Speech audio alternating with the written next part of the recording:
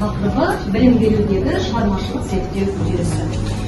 Өткенде ғана жалпы білім беретін пәндер бойынша ғылыми жобалар байқау өткен болатын.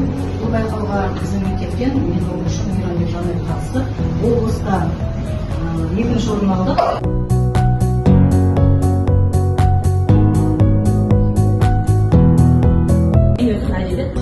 Секциясын алған болатынмын.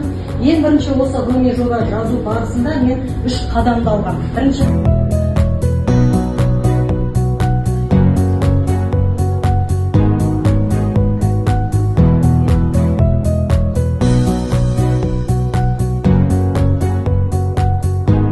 бұл айналайын жобасының негізгі мақсаты міндеті. Адамдардың бәрі айналайыннан басқа сөзі жоқ.